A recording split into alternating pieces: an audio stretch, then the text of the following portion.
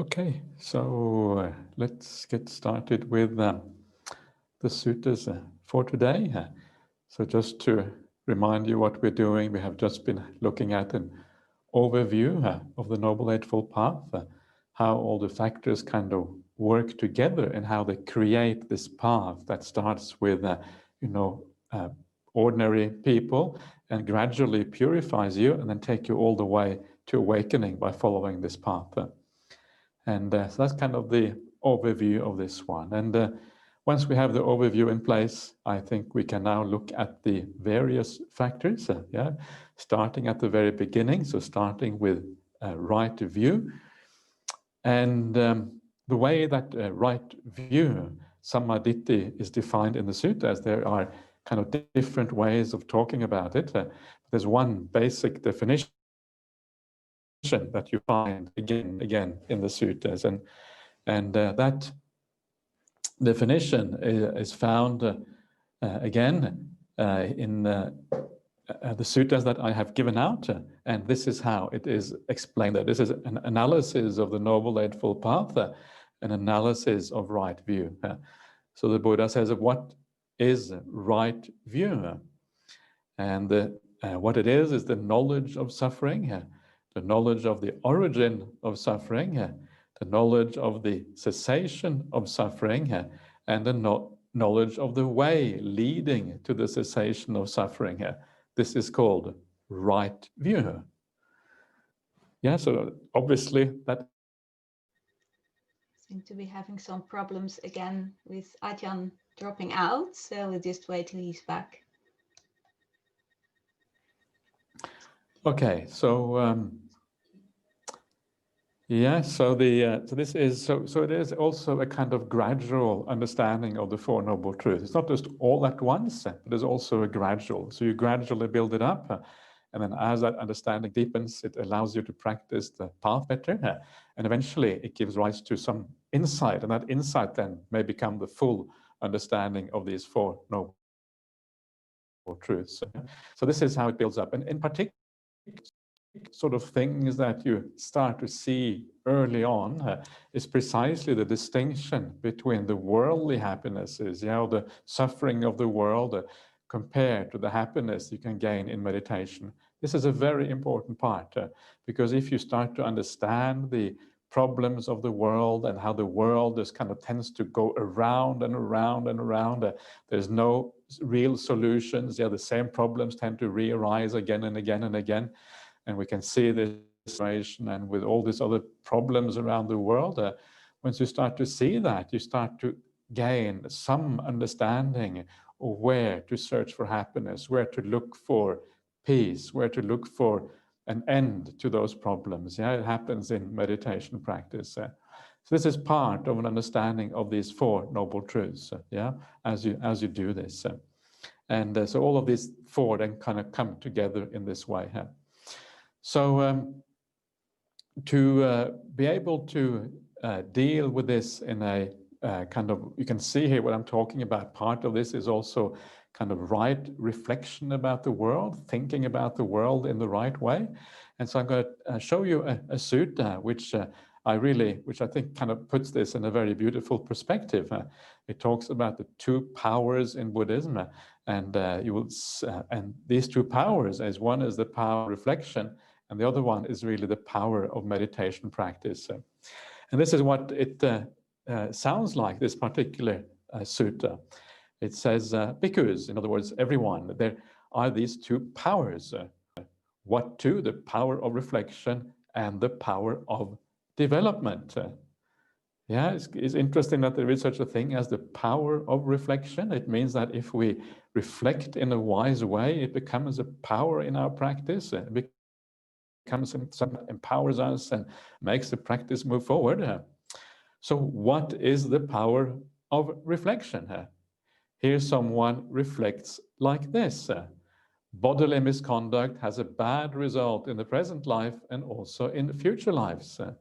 Verbal misconduct has a bad result in the present life and also in future lives. Mental misconduct has a bad result in the present life and also in future lives. Having reflected in this way, you abandon bodily misconduct and develop bodily good conduct.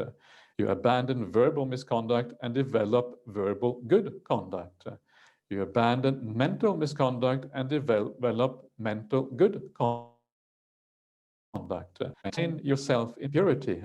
This is called the power of reflection. Yeah, so to empower your sila. This is all about sila, about morality, about how we live our lives. If you want to empower your sila, if you want to be better at speaking in the right way and acting in the right way, one of the most important things to help us do that is how we think about things. Yeah, thinking about the world in the right way, understanding what matters, understanding what is valuable, prioritizing in the right way. How we think about the world is really so significant to make this work. Which is very interesting. Yeah, sometimes you think that sila is kind of obvious. Yeah, we should all be kind to each other. We should do our very best to live in a good way. But ideally, we want this to come naturally. And the more of this right view you have, the more you reflect according to the way the Buddha said we should reflect, the easier it is and the more natural it all becomes. Yeah, and this, of course, is very, very useful. So you don't have to force yourself to kind of be nice. You don't have to kind of try too hard, which sometimes becomes very painful if you have to try too hard with these things. But the most interesting thing here is that even the mental conduct, and we are here talking about more of the kind of coarser, bad conduct with the mind, but even the mental conduct, the way whether we have defilements or not, and these kind of things actually depends on our attitude and how we reflect on the world. If you reflect on the world and your life in the right way, according to how the Buddha teaches, actually you overcome these defilements of the mind. Yeah, anger has to do with perceiving the world in the wrong way. You get angry with someone else because you take it personally. You get angry with someone else because you think the other person is somehow responsible for your suffering. Yeah, that's why you get angry with them. And you don't have this kind of Buddhist outlook of non-self when you understand that we are all conditioned in a certain way, etc., etc. You get desires for the world. Yeah, this big desires coming up inside sometimes. Why? Because we see hope in that world. We see something desirable in the world. We forget about the downside. The Buddha talks about the adinava. Adinava means like the danger, if you like, the downside of certain phenomena, whatever phenomena we're looking at. And when you remember the downside, you let go and you lose that interest. You remember what the world really is like. And this is not the place, ultimately, where you're going to find satisfaction. So this is the way of reflecting. And as you reflect in this way, you will find that you generally, in ordinary life, you will have a more balanced mental state. You will go through life in a more balanced way, because when these difficulties arise, then you bring back that reflection. It's like a perception that you have ready in your mind, and you bring out that perception, and you counter the defilements with that perception. And as you do that, you stabilize your mind. You have a degree of sense restraint, and you have a degree of mindfulness in your ordinary life. And then you have the other power, which is more kind of what you would expect, and that is the power of development. And what is that? Well, here you develop the awakening factor of mindfulness. You develop the awakening factor of investigation of principles. You develop the awakening factor of energy, the awakening factor of joy, or rapture, the awakening factor of tranquility, the awakening factor of stillness, the awakening factor of equanimity. This is called the power of development. So the power of development, you will notice here, these are the very famous 7 awakening factors, which are part of what I talked about at the very beginning, the 37 Bodhipakya Dhammas. 7 of those are the awakening factors. And if you remember back to what I was saying then, the awakening factors begin with the awakening factor of mindfulness, and the last one is the awakening factor of equanimity. And that a stretch between mindfulness and equanimity, that is meditation practice. Yeah, all of that is meditation, starting off with establishing mindfulness, ending off with the equanimity of deep, very deep meditation. And the in-between part, the process that happens as we meditate, that is what these awakening factors are about. So awakening factors are about meditation practice. Yeah, so development is about meditation practice. Everything we do before meditation, before you sit down and you try to follow the breath, that is called the power of reflection. And but these, these two things, to some extent, they go together. It is important to realize that you don't purify the mind entirely just by reflection. Yeah, the idea is just to purify it enough to make meditation possible, so your mind is not too distracted by, all the worldly things and all the bad things that happen in your life. So you're not super distracted by those things, a little bit of distraction left. Then you go to your meditation and you do the last purification through your meditation practice. Yeah? It happens by just simply by watching the breath. That is almost an automatic purification happening through that kind of practice. But the point is that if you don't purify to some extent initially, it is almost impossible to do your meditation practice. So you have to get these things in the right order. Yeah, I mentioned this yesterday, the importance of doing things in the right order. If you don't do it in the right order, then it's it's not going to work. If you kind of come off the street and you're kind of your conduct isn't very great and you're maybe not living a super life, whatever, and then you try to do your meditation practice, you find it is almost impossible to do your meditation practice. Things have to go in a kind of certain sequence, yeah, in the right way. This is so important to realize. Otherwise, you're not going to have success in your meditation practice. Yeah, so the power of reflection. Yeah, we need to use reflection, and this is what reading the suttas is about. Understanding the suttas, thinking about these things, reflecting on them. Yeah, and as you do so, you start to understand this in a deeper way. Yeah? And as you understand it in a deeper way, that is right view becomes strengthened at the very root, and then this path starts to take off as a consequence. So that is that little sutta for you. Now I'm going to talk about various suttas that talk about this in a bit more detail. And so the first.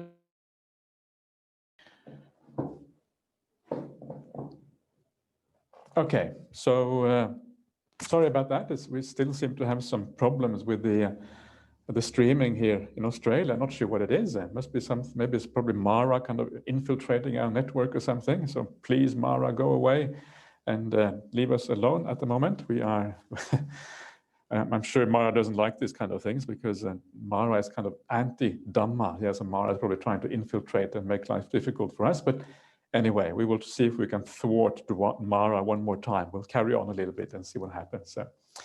So I was just saying about the Kalama Sutta. Yeah, this actually very beautiful sutta, but it needs to be understood in the right way. And when we understand it in the right way, then it actually becomes very useful. And it is not meant to be understood in the sense that we can throw out whatever things we don't like. That is really the wrong way of understanding the sutta, and I hope to be able to show that as we go through it. So the Kalama Sutta is found in the numerical discourses of the Buddha, the Anguttara Nikaya, the threes, number 65. And so I'll read through this, and then we'll discuss it as we go along here. So on one occasion, the Blessed One was wandering on tour among the Kosalans, together with a large Sangha, a large community, yeah, of monks. When he reached the town of the Kalamas named Kesaputta, the Kalamas of Kesaputta heard. It is said that the son of the Sakyans who went forth from the Sakyan family has arrived at Kesaputta.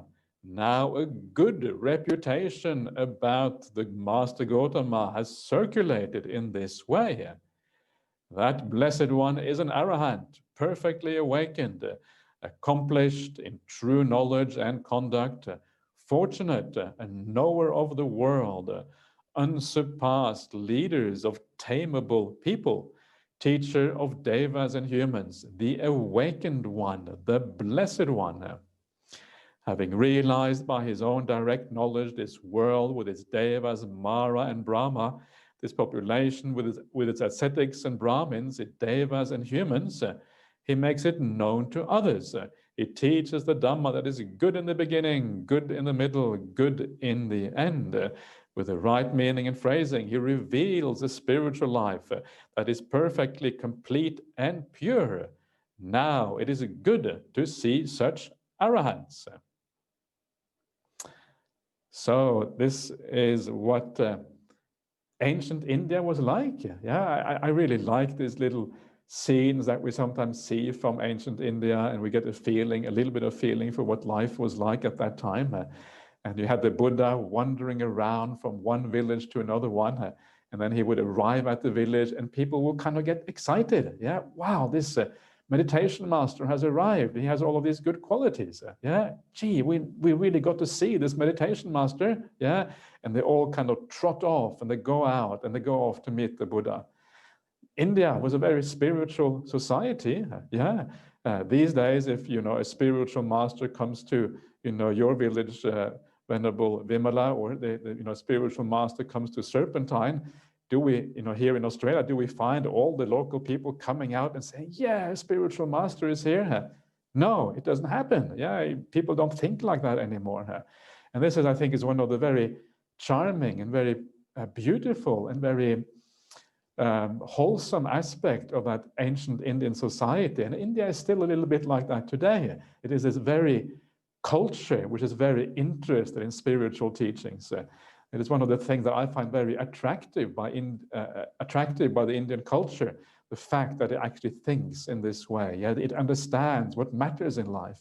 It has kind of the right priorities almost embedded into the culture. And often I feel that we lack maybe that to some extent in the modern world. Yeah, the Buddha is here. Wow, let's go and listen to him. And of course, we have the same opportunity. The Buddha is here right now with us. All you have to do is open some of these beautiful suttas. All you have to do is to reflect on the word of the Buddha, and then you are in the presence of the Buddha right away. It is actually not that hard to take the Buddha as your teacher. And this particular passage that you see here, this is the very famous passage that we see in the suttas in many, many places, how to reflect on the Buddha. Yeah. And if you see the Pali, many of you would probably recognize it if you have a Buddhist background. This is the Itipiso Bhagava Arahang Samma Sambuddho Vijja Charana Sampanno, etc. Yeah, that's that one, very famous one. And that is a very beautiful reflection on the qualities of the Buddha.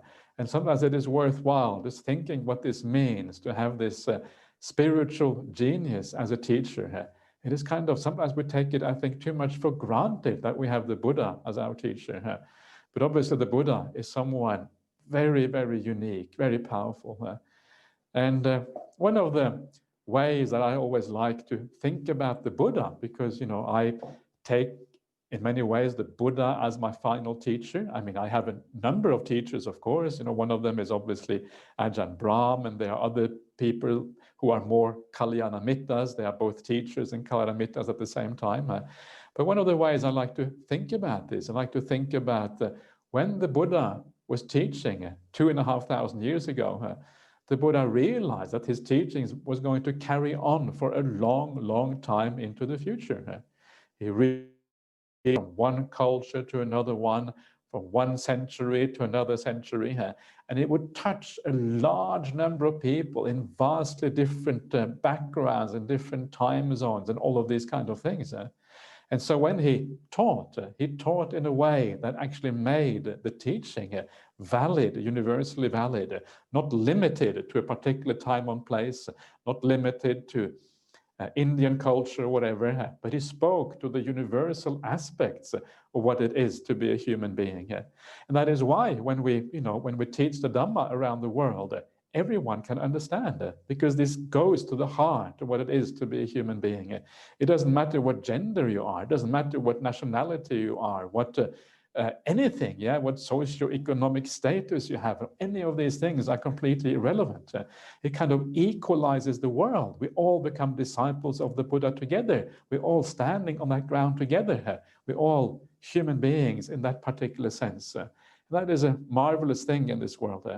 So when the Buddha is teaching, when you open the suttas, remember that the Buddha was actually speaking to you.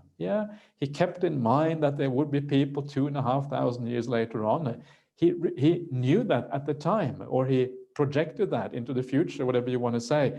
But the point is that he taught in such a way that we are able to understand these teachings in the present day. So he's your teacher. Every one of you, he's your teacher. He remembered you when he was laying down these teachings 2,500 years ago. And that is just such a beautiful thought. Such a marvelous idea that this great, this enormous spiritual master actually thought about all of us 2,500 years ago. It is enough to make your hair stand on end. Get some goosebumps because it's such a beautiful idea in so many ways. So this is what these kalamas also felt. The arahants have arrived. Now is the time to go out and listen to what the Buddha has to say. So then the kalamas of Kesaputta, they approached the Blessed One. Some paid homage to the Blessed One and sat down to one side. Some exchanged greetings with him, and when they had concluded their greetings and cordial talk, sat down to one side. Some reverentially saluted him and sat down to one side. Some pronounced their name and clan and sat down to one side. Some kept silent and sat down to one side. And sitting down to one side, the kalamas said to the Blessed One. So these kalamas, they do all kinds of things. They just do what is natural to them. There is no fixed way or right way of doing things. And sometimes you might feel that you are, it's kind of scary to go to a monastery or something, especially when you start out on the Buddhist path. But actually, it's all pretty relaxed. It's a bit like this. Some people do one thing, other people do another thing. Nobody's going to tell you off in a good monastery. Everyone is going to have compassion for you and kindness.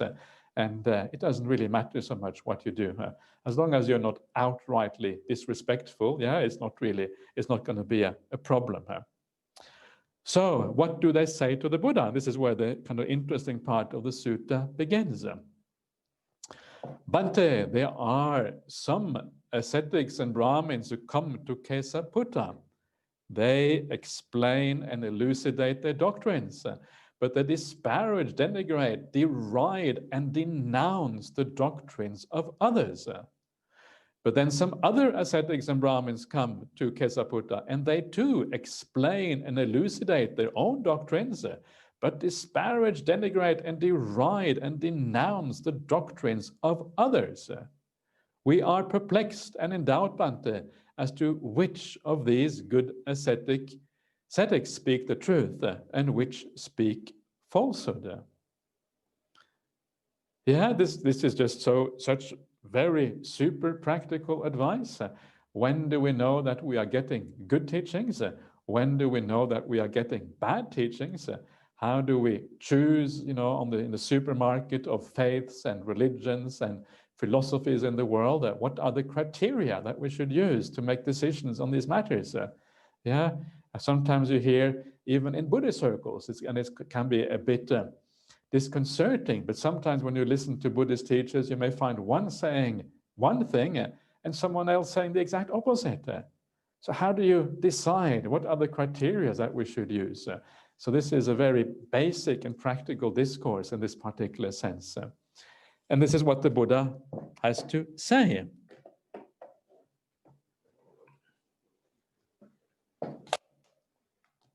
So he says that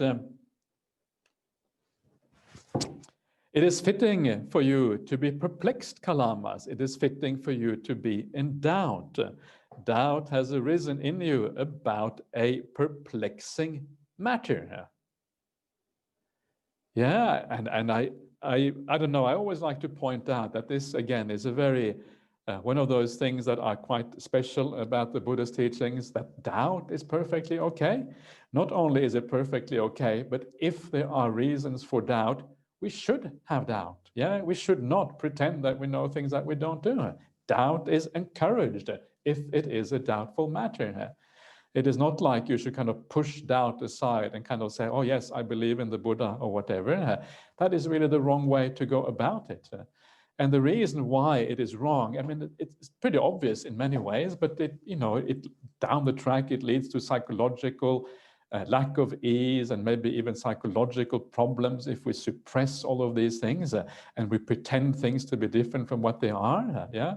Instead of doubt, we investigate, and this of course is what comes up next here. This is then how we actually deal with these things. So this is so refreshing that not only is it okay to doubt, but if things are uncertain, we should actually have doubt. So take a thing like rebirth, for example. I don't know how you feel about rebirth, but maybe some of you probably think rebirth is quite natural. Yeah, personally, I don't have any doubt that there is such a thing as rebirth. But some of you may be a bit more skeptical. Yeah, is there really rebirth? How do you know these things? And if you are skeptical, of course, you may probably have very good grounds for being skeptical. You can't know it for yourself. Yeah, someone else tells you that it exists. Well, how do I actually know? And so the right attitude then is not to reject the idea of rebirth, but to accept that you are doubtful. Keep on investigating it, keep on asking yourself the right questions, and then hopefully resolving the matter down the track. That is the right way to deal with this. And there are many things in the Buddha's teachings that you might naturally have doubt about. Yeah. So again, you take it on board and say, okay, this is what the Buddha said. Okay, if the Buddha said it, I better take it seriously, but you don't suppress the doubt. Instead, you investigate. And then at the conclusion of that investigation, then you can sort of decide whether you will go along with it or not. And sometimes people find out that they cannot believe in rebirth. Yeah, it is just too difficult for them. It goes against the grain. It is just doesn't fit with their worldview. Yeah, and then that's okay. Yeah, if you can't believe in rebirth, again, you shouldn't force yourself to believe in these things. It just leads to even more problems down the track. And then you can take the other aspects of Buddhism, but make sure that you don't reject it too easily, yeah, because these things are foundational to the Buddhist path, and so we should really try to take them seriously. Anyway, I'm getting a bit ahead of myself. So first of all, it is fitting for you to be in doubt. Doubt has arisen in the perplexing matter. Come, Kalamas, do not go by oral tradition, by lineage of the teaching, by hearsay, or by testament, I think is Ajahn Sudato's translation, by a collection of scripture, or you could say canonical authority, by logical reasoning, by inference or inferential reasoning, by reasoned reflection or cogitation, by acceptance of a view after pondering it, by the seeming competence of a speaker, or because you think the ascetic is our teacher, our guru. So these are the wrong ways of accepting things. And it is a very interesting list. If you look at that list, one of the things it says there is this idea that we should not just go by something just because it is a tradition that we have, a lineage that we have, a testament from the past, or a canonical authority. And of course, this is very, very common in the world that we go precisely by such things. You grow up in a certain culture, you grow up as a Christian, or you grow up as a Muslim or a Hindu, or even as a Buddhist, And you accept these things. Why? Well, because it is the tradition from the past. Yeah, this is what we have inherited, and we go along. This is the Bible. Read the Bible and believe. Yeah, otherwise you are a heretic, and that will cause all kind of difficulties for you. And so this is very common, and it's also common in Buddhist circles. Yeah, we should really apply our own teachings as well to this particular criteria. Yeah, we shouldn't just accept the suttas just kind of straight away and just say, yeah, this is the teaching of the Buddha. You know, sometimes people do this maybe because they have a very powerful connection with the suttas, and I don't think that's necessarily wrong, but it's always good to be a little, you know, to be a little bit circumspect when we accept these things. There are maybe things in the sutta that are not quite right. Yeah, did the Buddha really make sense? And especially when we start out, these things are really important. That we look at these things with a little bit of a, you know, distance, and we ask ourselves whether they make sense, whether they fit with our experience of the world. And this is what happens next. So don't reject the suttas, yeah, and as you practice, the suttas become more important, but they should not necessarily, we should also not just take them on board blindly. And this is what the Buddha is warning against here. And then we have this whole idea of using reason, yeah, using reason when we decide on things, yeah, all of these factors here. Logic is mentioned, inference is mentioned, reasoned reflection is mentioned, pondering or thinking about things, yeah, or then accepting a view based on that pondering, and that is all about logic. Yes, the Buddha is saying we shouldn't rely too much on logic. That really goes against kind of contemporary society. Yeah, the idea of not basing ourselves on logic. Because this is kind of how people tend to think. Yeah, logic is kind of the final decider what is true in the world. The science and mathematics and everything we do is based on logic, and we need to use that. Surely, how can we live without logic? Yeah. And the point here with this is not so much that we should not use logic. Yeah, sometimes you have to use logic. The point is more that sometimes logic is faulty here. And one of the most important faults of logic is that often the premises that we build on, the axioms and the root things, the root assumptions upon which our logic is built, sometimes the root assumptions are wrong. And if the root assumptions are wrong in the logic that we use, then of course the entire logical structure that we build on those wrong assumptions, that too is going to be wrong, and all the conclusions that we arrive at, they too are going to be faulty here. So the logic is only as good as the assumptions that we make. If we make the wrong assumptions at the beginning, the logic is going to be problematic. This is why the Buddha warns against logic, at least to some extent. And in Buddhism, this is actually very important. It is very important precisely because in Buddhism, we talk about some very basic distortions in our perceptions, distortions in our outlook and how we relate to the world. Yeah? And that distortion is like an assumption that we make at the very beginning. And because of that, so much of the rest of the things that we logic that we use becomes distorted because of that. And that basic assumption is the sense of self. Yeah, we go from the sense of self, and then we build up theories about the world, about God, about what kind of life we're going to have after we die, that we're going to be annihilated when we die. We're going to make up theories about what we are and who we are and where we're going to go, and all of these kind of things. And it is based on a faulty assumption. And because of that, the entire logic that comes out of that is also problematic. So it's kind of fascinating. The Buddha looks at the world in a slightly different way from the way we tend to look at the world.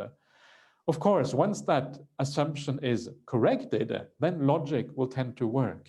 So we shouldn't throw out logic. We should merely be careful with how we use it. Yeah, we have to use logic, obviously. Life cannot be lived without it. But we should be careful with the using of logic. This is what this is about. And then you have the idea that you accept something because the of the seeming competence of a speaker. Yeah, you have a good speaker, or you think that, oh, this ascetic is our guru. Guru is like a teacher, yeah. So he or she is our teacher, so we better listen to what they have to say. Or, wow, this person is they are really charismatic. Yeah, they're really kind of, wow, this person is just exceptional. Yeah, we better believe what they say. But again, remember that charisma or ability to, do public speaking or all of these things are actually quite superficial. Yeah, they're not really, you don't really know the character of a person. Someone can appear exceptional. They can appear as someone remarkable, but when you look at them more closely, you realize actually it is just a superficial thing. It is not something that really goes deep. So we have to be careful with all the con people in this world. There are a lot of tricksters out there, especially in the spiritual realm. And, I'm sure you know about some of those. They're kind of well known. And so to avoid that, you have to look a little bit deeper, and you have to be careful with what is going on. So that too should not be the final word. Yeah, you need to look somewhere else if you want to discover the truth. So this makes things quite difficult. Yeah, if you're not going to take your final decisions based on scriptures or on received tradition, if you're not going to take your make your decisions about your values and about what life is like based on logic, yeah, or you're not going to listen to people who are your teachers, what are you going to do? Yeah, what is left? It's almost like the Buddha is leaving us with this black hole, yeah, and black holes, they are famous for kind of, eating you up, and we don't want to be eaten alive. So what are we going to do? And the answer is to avoid getting eaten alive and kind of falling into a nihilistic hole of complete emptiness and madness and depression or whatever. The beautiful answer that the Buddha gives is that we should base things on our own experience. Ultimately, our own experience has to be one of those fundamental guides that helps us and guides us in the right direction. So don't be afraid of using your own experience, especially at the beginning of this path when we start out, when we try to evaluate the teachings of the Buddha and all of this. At that point, experience actually really matters. Yeah, does what the Buddha says, does it make sense from an experiential point of view? Yeah, and when you start to see that actually these teachings really fit with your experience, then of course you start to gain confidence. And then once you have confidence in these teachings, then the scriptures come alive. Yeah, then you start to read the suttas. Then you start to appreciate what they have to say. Why? Because the confidence is already there. And then you can start to use logic as well. Use logic to build on those basic teachings to then kind of carry you forward. You can kind of extrapolate about where meditation will take you, where this path is going, and that sort of thing. Yeah, that's using logic in that way. So experience, yeah, is what it comes down to. So this is what the Buddha comes to next. Yeah, and he says, but when kalamas, you know for yourselves, these things are unwholesome.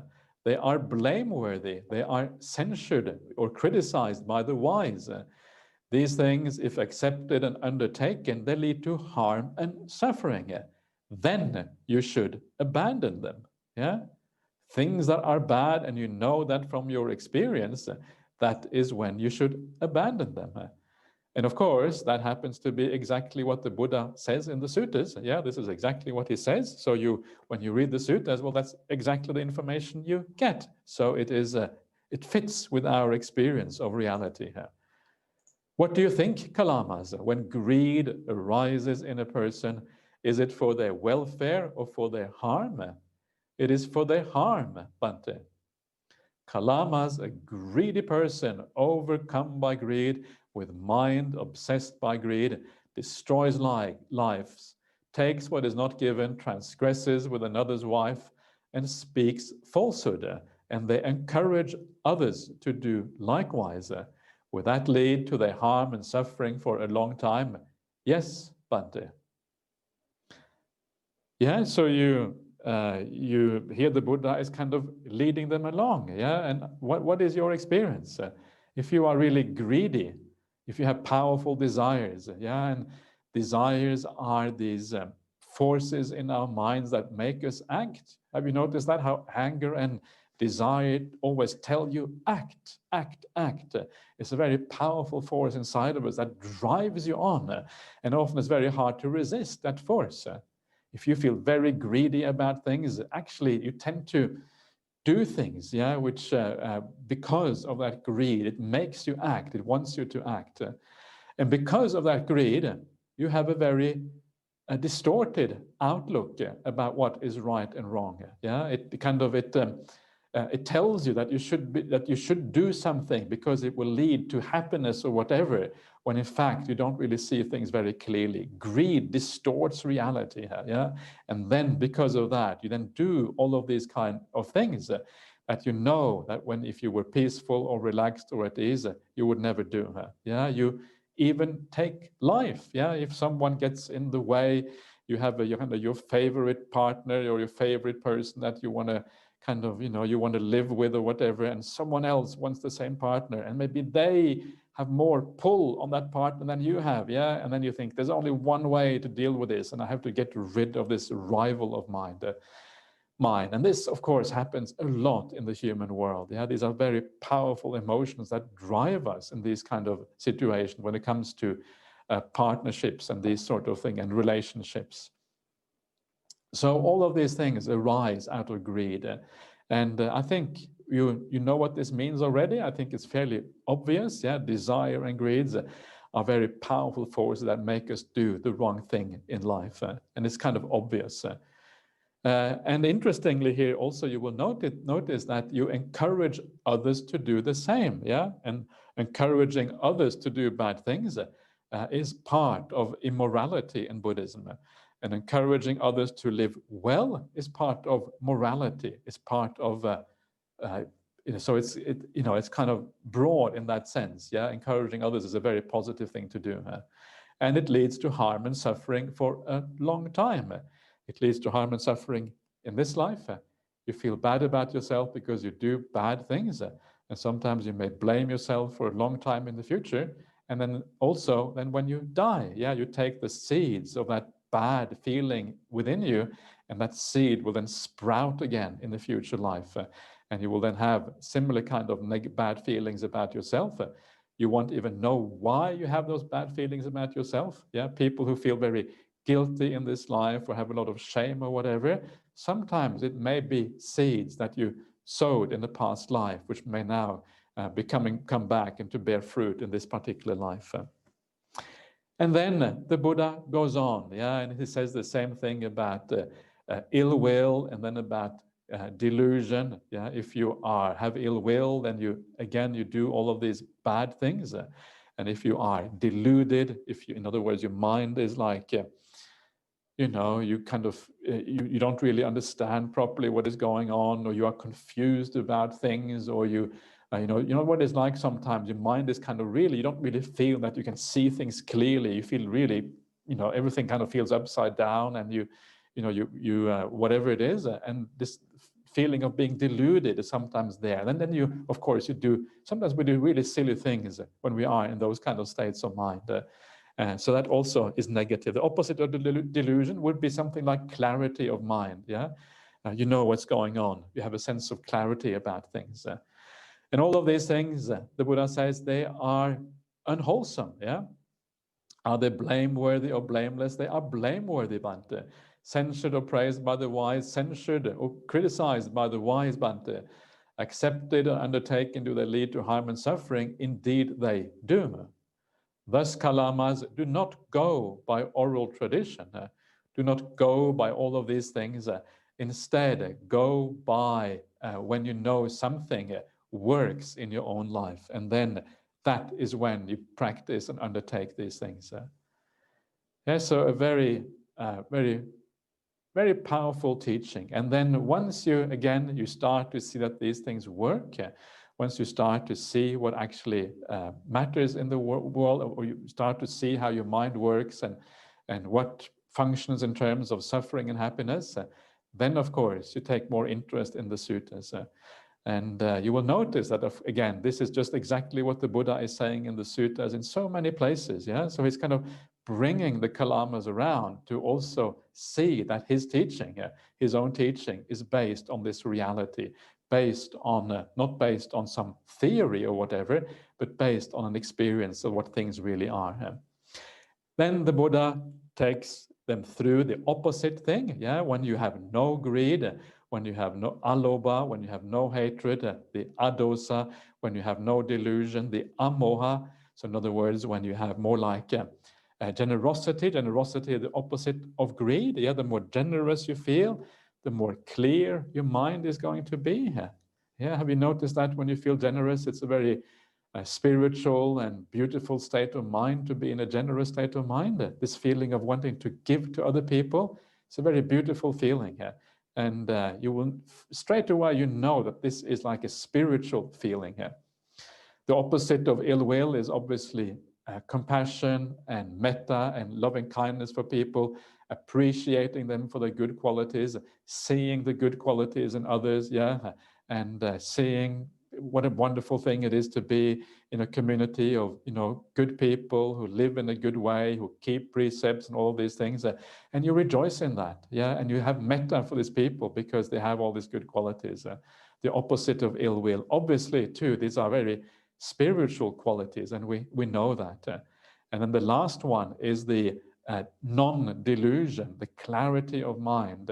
When the mind is peaceful, it's not agitated, it is clear and sharp. You don't have any tiredness or lethargy or anything like that. And you can feel that you're seeing things straight. Yeah, there is not many hindrances there in the mind and all of that stuff. And so these things, they lead to happiness, and I think we know that. We know deep down that when we act from good qualities, then we tend to feel happy as a consequence. It's kind of fairly obvious, I think, for most people. And then you act accordingly when you know it's true.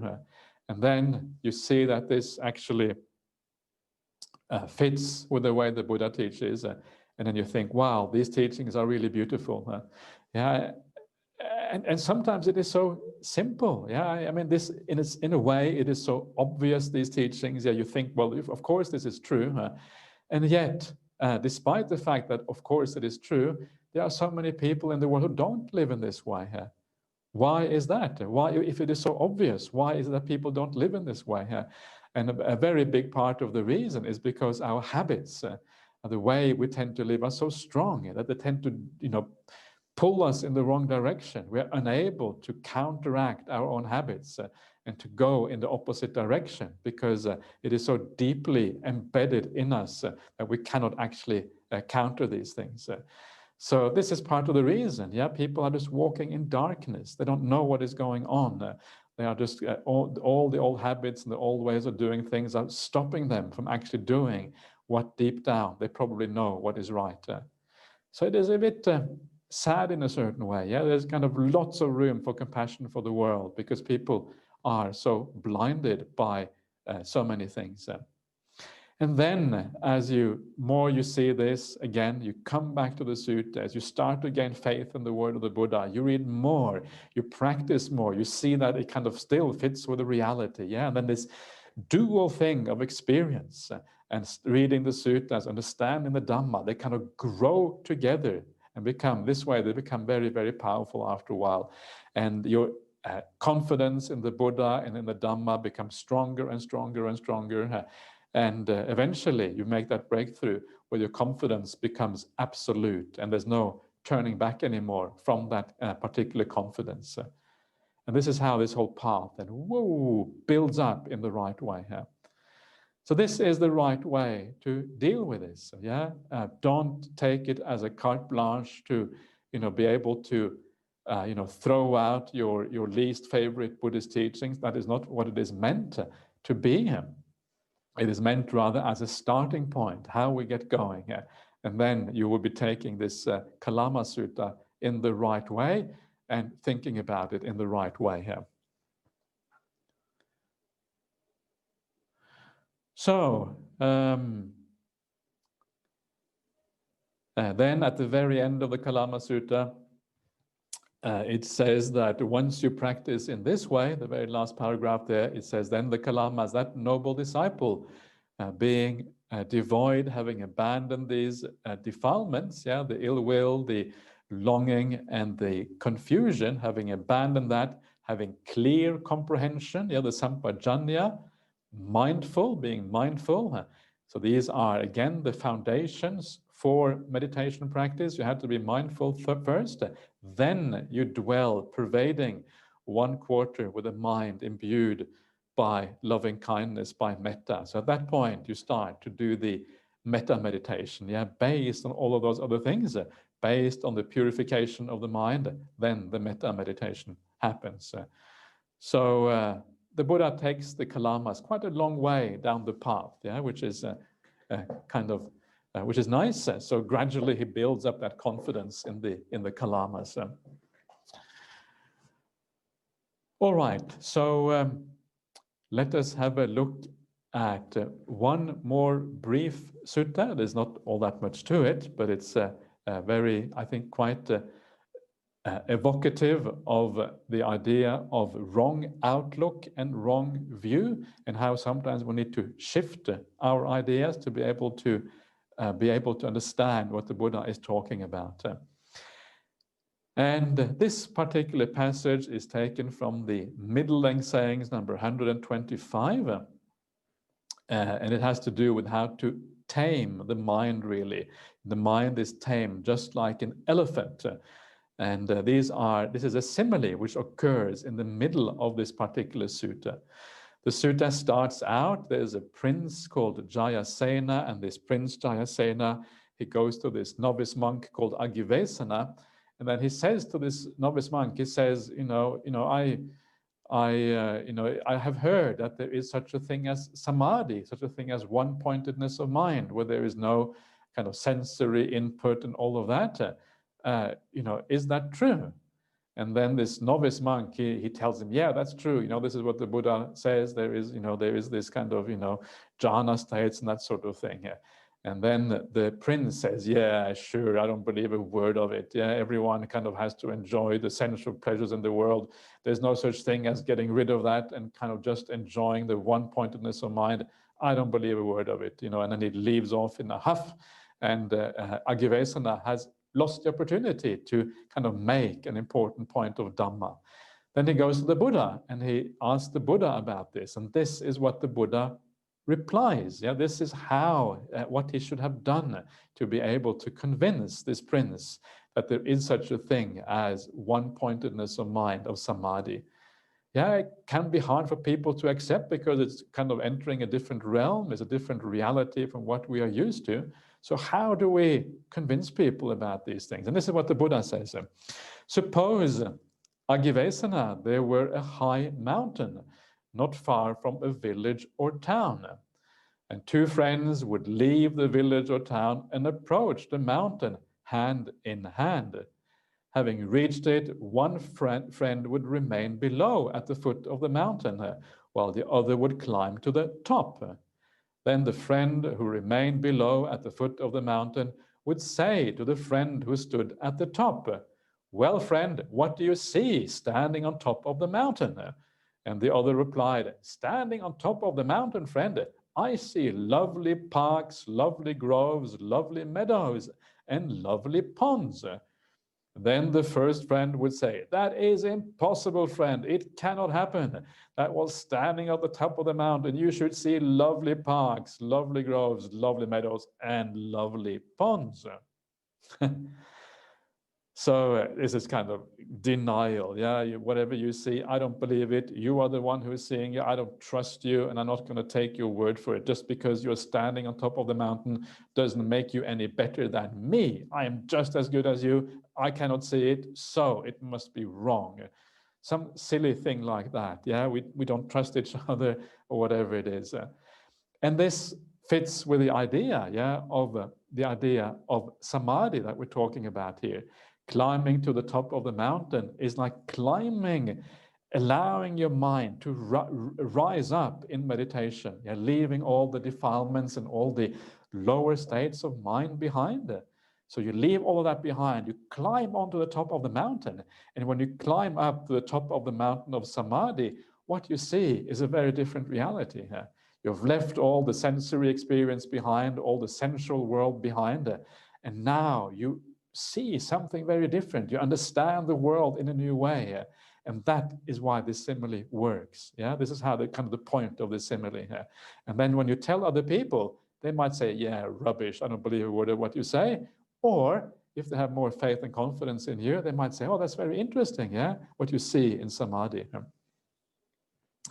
Then the other friend would come down to the foot of the mountain, take his friend by the arm, make him climb, force him up to the top of the mountain. And after giving him a few moments to catch his breath, he would ask, well, friend, standing on top of the mountain, what do you see? And the friend would reply, a bit sheepishly now probably, standing on the top of the mountain, friend, I see lovely parks, lovely groves, lovely meadows, and lovely ponds.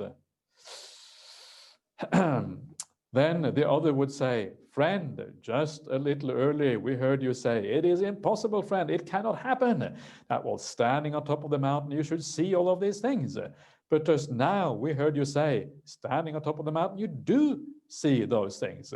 So what on earth are you talking about? Yeah, explain yourself if you can. And then the first friend would reply, because I was obstructed by this high mountain, friend, I did not see what was there to be seen. Yeah, so, and this is the point, and this is the point of the Dhamma, the point of teaching these things, the point of, the having spiritual companions, that they can point you towards something greater. They can point you to the ascension of the spiritual heights that are available to all of us. And they can kind of point you in that direction, give you some good guidance on how to climb that mountain of the mind inside and see the world in an entirely new way, understand why the sensual realm, the sensory realm is so flawed and why it is so inferior compared to the mental states that actually are available to us. Yeah, and it enriches the life so enormously. Yeah, it kind of makes the life so much more livable and so much more interesting if we have this amazing spiritual teaching and spiritual possibilities ahead of us. This enormous, as I mentioned before, this kind of this adventure into the unknown, but an adventure that promises a degree of happiness and peace and stillness and beauty that we can't even fantasize about. It's beyond any kind of fantasy. And this is what is so kind of remarkable about this path. And then when we see that, that is when we start to understand the limitation of the sensory realm. People often ask about this. Why is there so much emphasis in Buddhism on dukkha, on suffering? Well, the reason is because there is a higher happiness that is far, far more valuable than what you can ever experience in the sensory realm. And that is where we want to go. And by reminding ourselves of to begin with, just the dukkha of ordinary existence, then it actually helps us to ascend that samadhi, ascend to that height of the mind where we rise up above our ordinary selves and reach something far superior, far better as a consequence. So then the Buddha says, so too Agivesana, Prince Jayasena is obstructed, hindered, blocked, and enveloped by this greater mass than this, the mass of ignorance. Thus, it is impossible that Prince Jayasena, living in the midst of sensual pleasures, could know, see, or realize that which must be known through renunciation, seen through renunciation, attained through giving up and renunciation, realized through renunciation. We are blinded by ignorance. We are blinded by the 5 hindrances. This is what stops us from being able to see what is actually there. So some degree of confidence and faith is actually very important on the Buddhist path. Without that little bit of confidence and faith, basically we are blocked and we will not make any kind of progress. But then as you take the first baby steps on this path and you start to get your first nice experiences in meditation practice, you start to realize there is something more. It opens up a new eye inside of you. an eye to a larger truth, a larger reality here. And this includes the experiences of samadhi. And this is what the Buddha is talking about here. Yeah, it opens up this new possibility, but it does take a degree of renunciation. And that degree of renunciation is about understanding the limitations of the sensory world. If we don't renounce anything, then this samadhi will be out of our reach. And that renunciation starts with keeping the 5 precepts, and it continues with purifying the mind, and eventually it is about giving up the sensory world, at the very least temporarily, to allow us to attain these things. Okay, everyone, so that is a few suttas for you today. I hope you enjoy the suttas. I hope you don't feel it is boring or anything. And if I see the numbers of people on the retreat going down, then maybe you don't enjoy this. I hope you enjoy this, and I hope you enjoy the whole retreat. I'm sure Ajahn is doing a very good job as well on her part of the thing. So hopefully it is kind of coming together in a nice way here. But now let us move on to the questions. And yeah, I'm quite happy to read them out myself, Aya, because I have them here in front of me. Okay, that's fine, thanks. Yeah.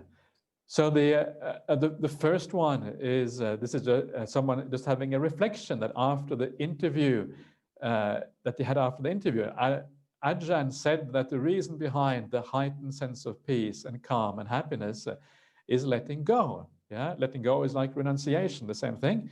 And the cause of letting go is living a good life. Yeah, this is one of the root causes of all of these things.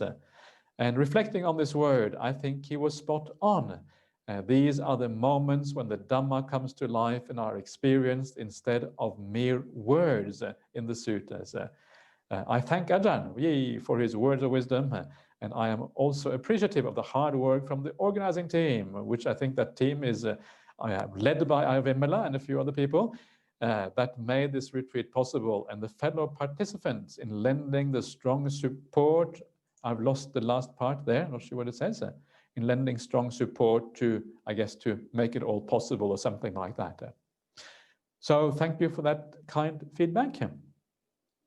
I'll move on to the next one. Dear Ajahn, I had a Dhamma teacher who was shouting at me and telling me that there was all these things wrong with me. I was never told exactly what I did wrong. How can I deal with this within myself? He said it was necessary to admonish me, but I just felt a loss of faith in the Dhamma, and it was very confusing.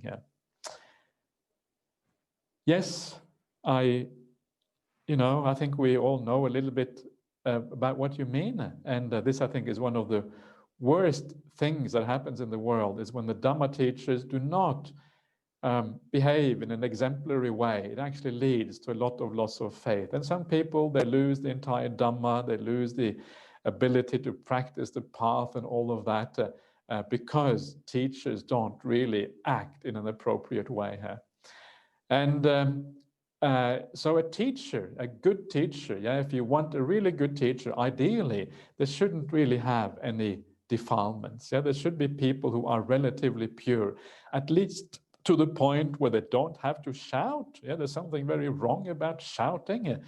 So I would say that if this is what this teacher does, then don't take them at least as your core teacher, because you're going to probably suffer a lot in the future. If it comes out once, it is likely to come out again. If you find that their teachings are inspiring, you can still listen to them if you're able to listen to them after this has happened. But I would say you should also maybe seek out other teachers as well. Otherwise, you may lose even more faith as a consequence. It has very negative repercussions. We should not allow. This is a little bit like abuse. When someone is shouting at you in this way.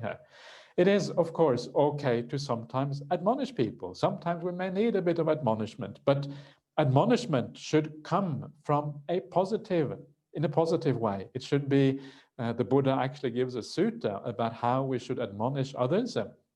And we should always come from loving kindness. We should come having the other person's best interest at heart when we admonish someone else. We should make sure it is the right time, when the other person is receptive. We should always talk about things in the right and appropriate way, and all of these things. And we should also make sure that we don't really make the same mistake ourselves.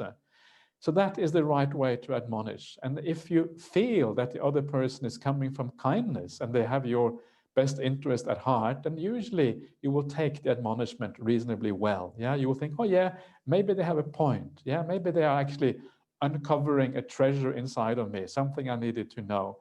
And then it will be okay. So this is the right way to do it. And admonishment should be rare. It should be something that we do very, very sparingly. It should not be something that happens all the time, because we can only take so much admonishment. If people admonish too much and they criticize too much, after a while we just tune out and we can't really listen to it anymore. So it is a very bad consequence. And I probably would recommend you to move somewhere else. And it also makes, and there's another very important point in this, and that is that we should not take our refuge in individuals. This is a big mistake that people do in the world. They get massive faith in a particular person and they place almost like their life in the hands of that person. But if we place too much faith in an individual, very often we end up getting frustrated and we get up getting disillusioned, precisely because individuals often make mistakes like this. So remember that your refuge should be the Buddha, Dhamma, Sangha. The Buddha, the kind of the root teacher, the teaching that he gave, the Dhamma, and then the Sangha.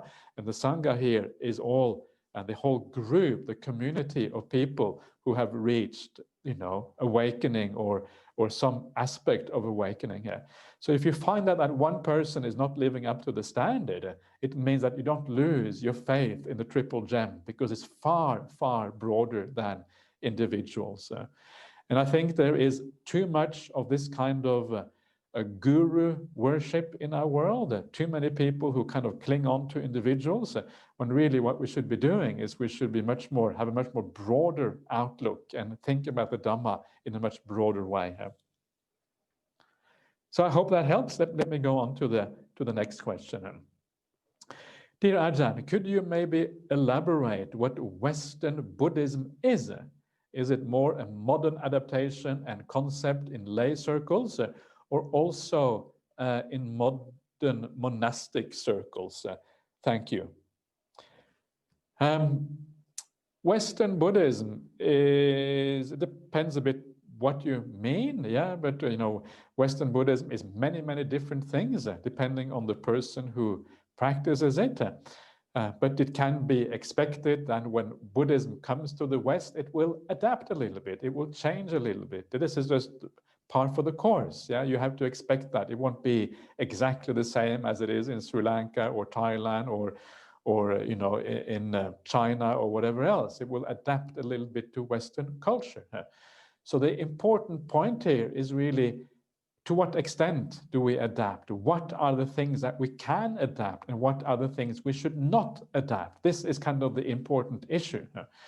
And it's important then to make the distinction between what you might call core Buddhist teachings, and the core Buddhist teachings should not be adapted, because if we do that, then we risk throwing out the entire Buddhism, throwing out the baby with the bathwater, as they say, and we lose what Buddhism really is about. So sometimes you will hear, modern interpretations about Buddhism, about, rebirth. We don't really need to, believe in rebirth and these kind of things, And this, to me, is really, really misguided, because this is where we throw out core aspects of what Buddhism is about. If you understand how significant rebirth is in Buddhism, how critical it is, how it is one of the pillars that makes the whole Dhamma stand up. If you see that, then you understand that by throwing out rebirth, you're actually, the whole of Buddhism comes falling apart like a house of cards, and you have to start to interpret the entire teaching, the Four Noble Truths. Everything has to be reinterpreted, and things don't really work anymore. So the critical thing is, what we adapt, yeah, and the things that we can adapt are things like the rituals, for example, yeah, some of the cultural aspects around Buddhism, you know, that every culture has their own kind of cultural aspects. Some of the things that have been, you know, been taken on board from maybe from a broader Buddhist culture, like commentaries and whatever, are not always necessary. They can also be taken out, yeah. So, you know, how we dress as monastics, for example, you're going to have to adapt that a little bit. When you come to like Northern Europe, you have to adapt a little bit, because otherwise you're going to freeze to death. Yeah, if you just wear your sarong and upper robe, you're not going to last very long in the climates of Northern Europe. Just like they have adapted in Northern China, for example. So these are the things we can adapt, but the core principles of Buddhism have to stay the same. So you have probably heard about things like secular Buddhism. This is kind of a modern Western way of thinking about Buddhism. Well, secular Buddhism is okay as long as it doesn't throw out the core aspects of Buddhism. Yeah, and so this is what it is about. And that applies exactly the same, whether you are a monastic or a lay person. It is really the same thing. It doesn't make any difference. Dear Ajahn, are there certain rules in the Vinaya about what you can drink and eat and what is not and what not in the afternoon? Yes, there are such rules. rules. And basically, what you can eat according to the Vinaya, I don't know if I would recommend this. It's not very healthy. Yeah, you can eat sugar. Yeah, you can eat sugar and fat basically in the afternoon. So you know, many people say, "Oh, these monastic rules are really unhealthy." Yeah, why? How can you live on these kind of rules? And the reality is that a lot of monks or nuns or monastics, we don't actually take very much of this anymore. Yeah, fat and sugar. You may have a little bit sugar sometimes. But a lot of the time, we don't really have these things. But what is allowable in terms of drinks, which is kind of useful, is that you are allowed to drink juice in the afternoon. Yeah, and juice here includes a very broad range of juices, including juices from roots like carrot juice, for example, or from leaves. Yes, leaves, licorice. Is that a leaf? Anyway, a very broad range of juices would be acceptable. Tomato juice would be considered acceptable because that's a kind of a fruit, yeah. Celery would probably be acceptable. So because that's a kind of a leaf, I suppose. So in that sense, it's quite nice. And of course, juices can be quite nourishing and quite nice. So, and then tea and coffee would be considered allowable because these are the coffee bean and the tea leaves. They are kind of part of what is considered medicinal requisites according to the monastic Vinaya. Yeah, so it's quite nice in that sense. Some people argue that cheese is allowable. Some people say it's not allowable. You know, up to you to decide however you want to read that. I think either way, it doesn't matter all that much. Ajahn, if I just may interrupt you, it's 10 o'clock, but there's only 2 people for the interviews. So I suggest with the amount of questions, we continue for a little bit. Sure, marvelous. Please, let's do that. And you just stop me when you feel it's appropriate to stop. Yeah, you can be the boss. Yeah. Okay, dear Ajahn, thank you so much for your talk last Friday. Yeah, I think I already replied to this question, didn't I? About the 37 Bodhipakya Dhammas can be summarized under the 5 Indriyas. I think I replied to this before during the talk, and the idea is my point was that the 5 Indriyas, they are about the path seen from the point of view of the noble ones. Yeah, so once you become a noble one, then the 5 Indriyas become part of you, and so you practice the 5 Indriyas. The Noble Eightfold Path is what you practice both before you become a noble one and also after. The Indriyas you practice after you become a noble one. So they are the path seen from a particular perspective. And that is why the Sila is missing in the 5 Indriyas. It is missing because if you are a noble person, then you have already perfected the Sila part. Okay, let's go on to the next one. Dear Ajahn, What is your view and or the Buddha's view on the dual Sangha monastic communities with both bhikkhus and bhikkhunis? For example, why did the nuns in Perth go to Dhammasara instead of becoming part of Bodhinyana? Is it not possible for bhikkhunis to stay in Bodhinyana? In general, do you think that a dual Sangha monastic community with a female abbess could ever be a reality here? Okay, so there are a number of questions there. What is it a good idea to have both bhikkhus and bhikkhunis in the same monastery? I think that it is ideal to break it up a little bit, yeah. Or if you are, you know, and that is why we have Dhammasara Monastery quite far away from Bodhinyana Monastery in Perth. It is over an hour's drive away, about an hour and 20 minutes or so.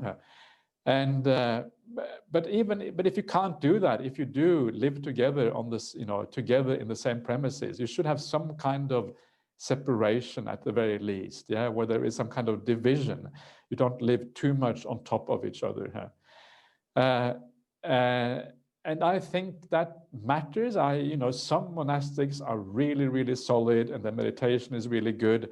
They have a lot of wisdom and they will never stray from anything or go in the wrong direction. But monastics, especially when they start out on the monastic path, they are just ordinary people, yeah?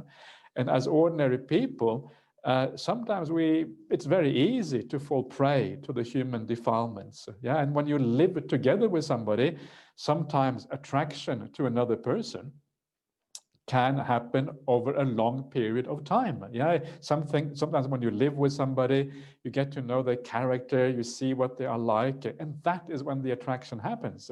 Some people don't have that immediate attraction, but it happens more over long term. Yeah, and then when you really get to know somebody, think, wow, this is such a marvelous person. Yeah, actually, you know, it's not enough just to be their friend. I want to be, you know, I want something more with this person. Yeah.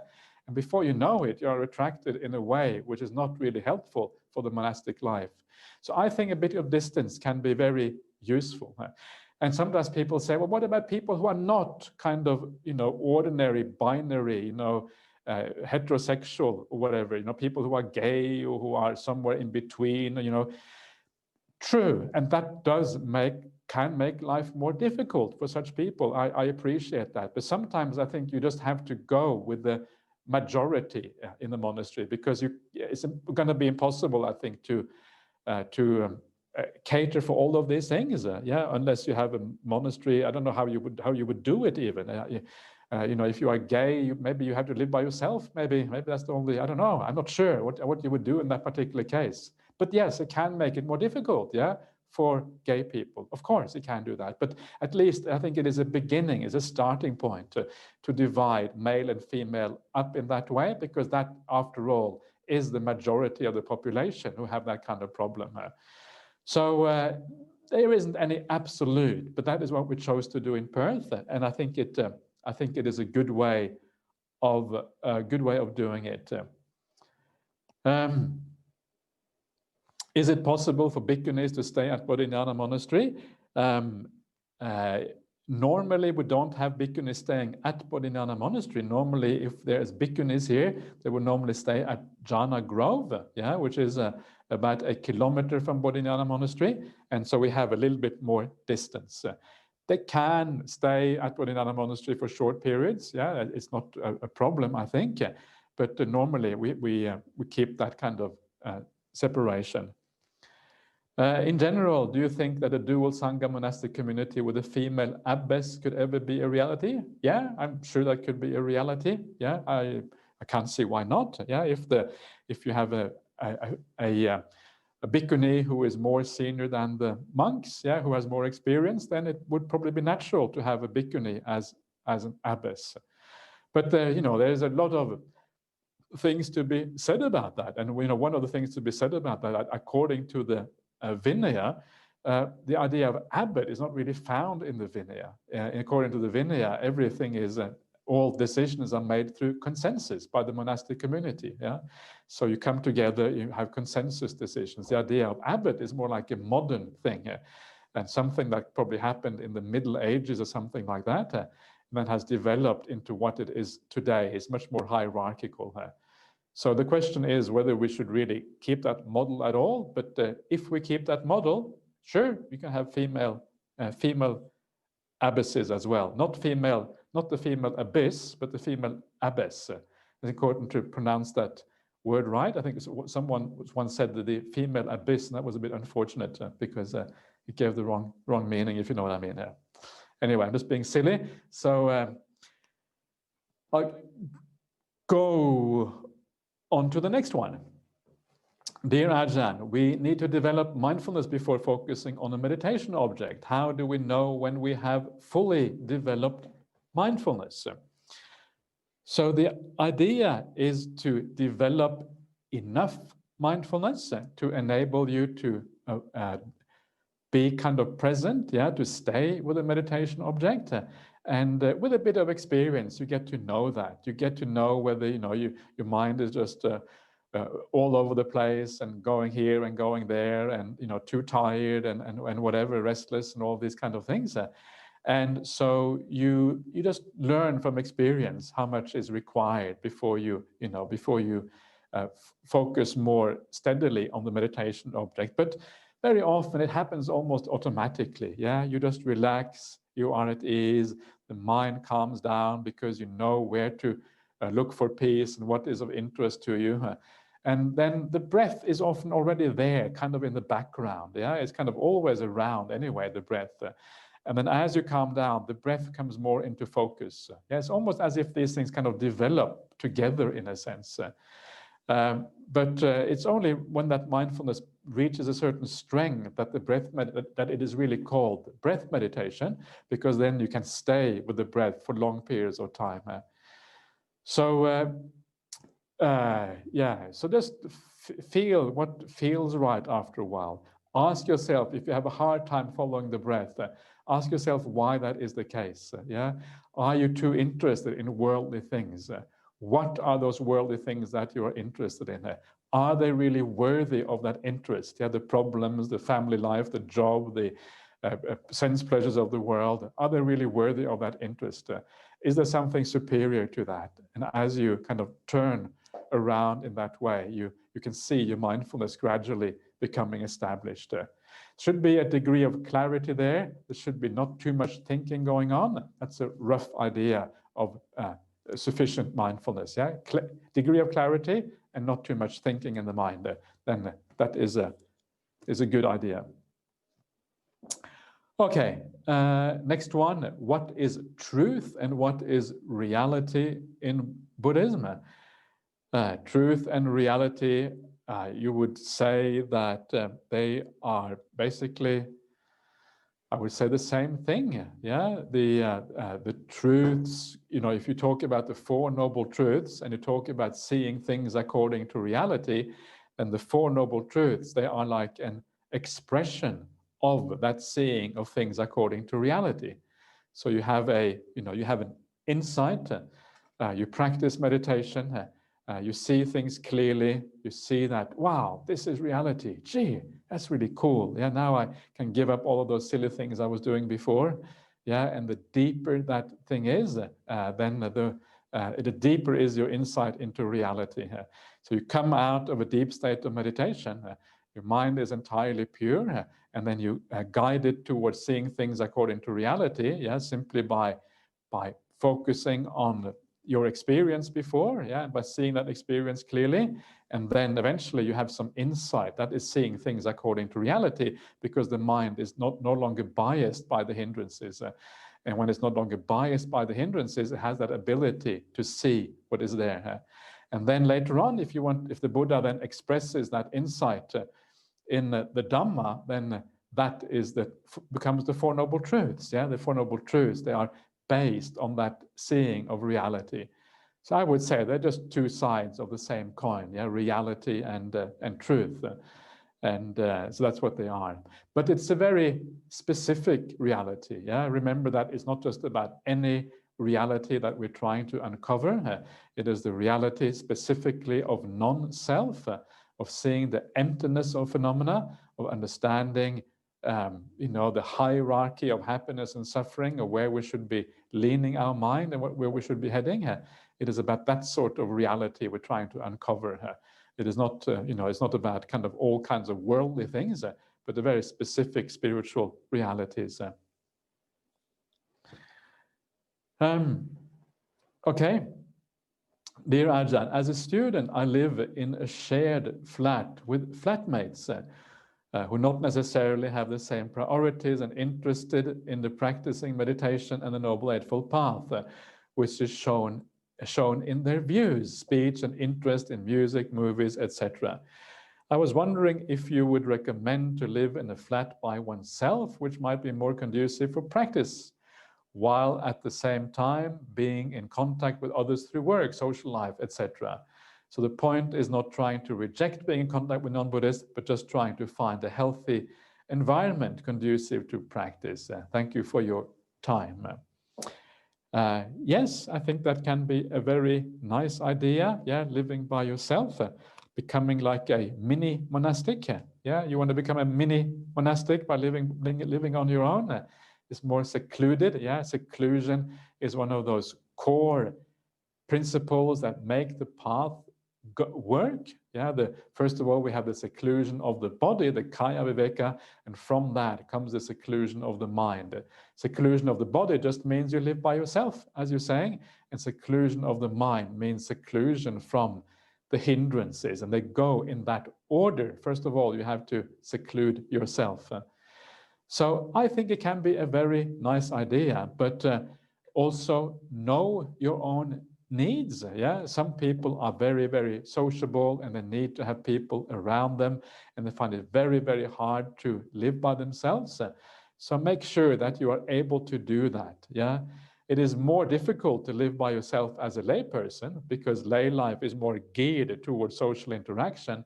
As a monastic, living by yourself is kind of natural. Yeah, that's what we all do. So it's kind of, you never really feel lonely as a monastic because this is kind of the life we're supposed to live.